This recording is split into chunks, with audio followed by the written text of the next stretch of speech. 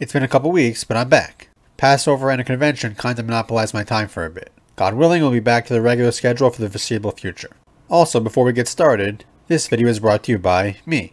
Amaranth Angel's Wilted Flower, the prologue to my upcoming manga, Amaranth Angels, is currently going live on Webtoons, and the entire 31-page prologue will be available there for free before it launches on Kickstarter in another month or two.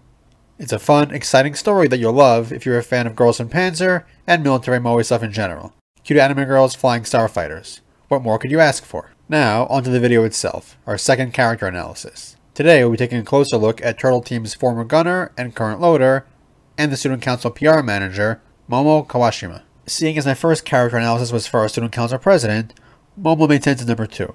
She's also been requested more than once already, and she's also a character who's easily overlooked by a lot of viewers, at least beyond the running joke with her for much of Season 1 and their film, in which she displayed a chronic inability to hit anything as a gunner or for team's tank. Well, not intentionally at least. There probably won't be too many specific spoilers in this video, but we will be touching on things that take place all the way through Das Finale, so here's your warning just in case. Now, on to our main focus for this video. We first meet Momo pretty early on in episode 1 along with her fellow student council members. From this first impression, she comes off as having a harsh and aggressive personality, definitely the bad cop of the student council trio, with Yuzu being the good cop and Anzu being the boss who could go either way.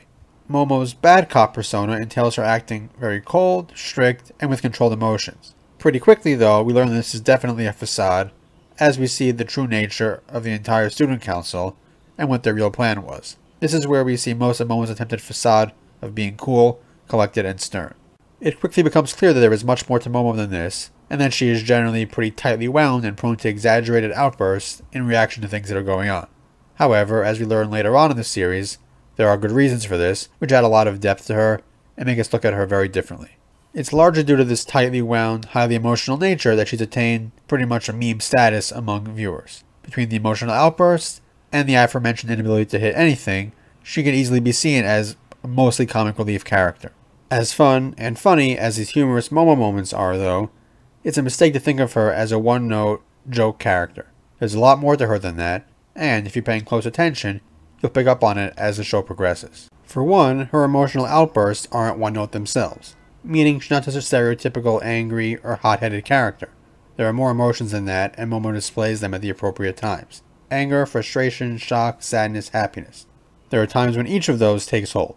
The best examples, of course, are when she completely loses it following ORI's tournament victory and their victory at the end of their film. Like her fellow student council members, Momo is 100% committed to the cause of saving ORI, and is willing to do whatever it takes, no matter what. So, once we learn what the stakes of the tournament in Season 1 really are, a lot of Momo's earlier actions and reactions make a lot more sense. She didn't know a whole lot about Senshiro at the start, but this was the only plan they had to save the school, so damn was she going to throw herself into it, and do whatever it took to get the team up to snuff. While Anzu is a student council member with the plan, always in control, more or less, and working behind the scenes while at least appearing to be a bit aloof at times, Momo is the hands-on helper who gets in the trenches with everyone else. Anzu's enforcer, if you will. She's the one to take charge during ORI's early training sessions, and when things go bad in their film and they're forced to relocate to land, she takes the vast majority of the hard work upon herself. Because this is who she is. Someone who gives everything she can to others, even when it costs her personally. This is made even more clear in Das Finale when we learn that Momo has spent so much time trying to ensure ORI's Senshiro team stays strong after she graduates, so there'll never be any risk of the school getting shut down again, that her grades slipped, leading to her not getting into university.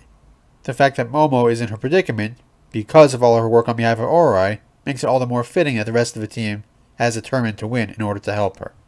This is also why time is spent in Das Finale Part 2 to show us more about Momo and her life, to show us the sort of person she is from a different angle.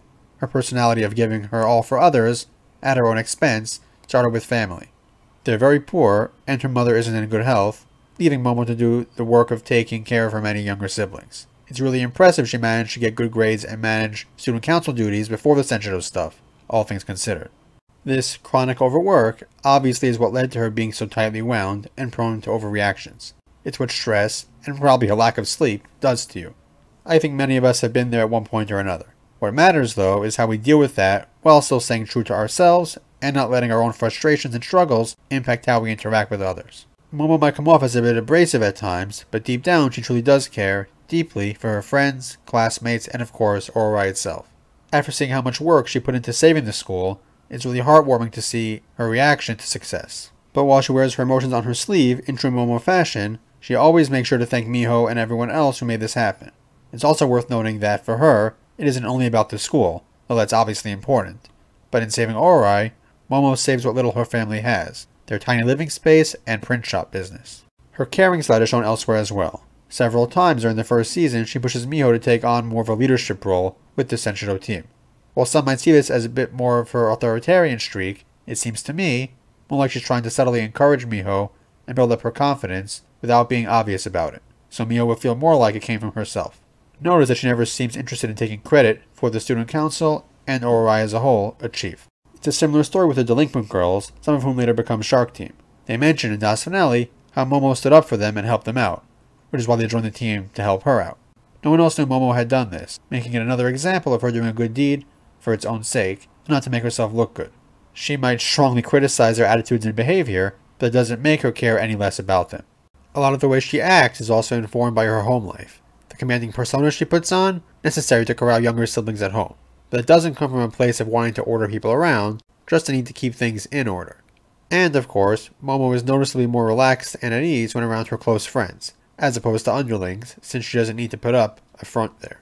And of course now, in Das finale, Momo finds herself in a position of authority she didn't seek, and will have to find a way to rise to the challenge, both for her own sake and for Oroai once again. And while she might have seemed just a side character for many viewers previously, now that we've gotten to know so much more about her, you can't help but root for her. Despite the tougher, serious face she puts on at times, as we see with her trying to pretend she never smiles,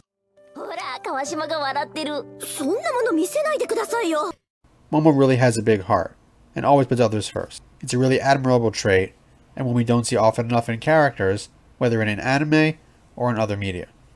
If Anzu is the brains of the student council, then Momo is clearly its heart, and it's her caring, selflessly giving nature that makes us viewers truly want to see her and Oroai win in Das finale so she can go to university with her close friends. She put in the work with the right intentions and truly deserves to succeed. If you enjoyed this video and like to support me and what I do here, check out the links to my books and light novels below in the description. A link to my Patreon is down there as well. I've started sharing awesome updates including completed pages from my upcoming manga Amaranth Angels on there. And there are other awards as well. I've also got cool merch over on TeePublic. And of course, if you have any thoughts on this video, or just anything Girls and Panzer related you'd like me to talk about, definitely share them in the comment section below. I'd love to hear them, and I do my best to read, and then eventually respond to all the comments. And don't forget to subscribe so you don't miss any future uploads. That's all for now, so until next time.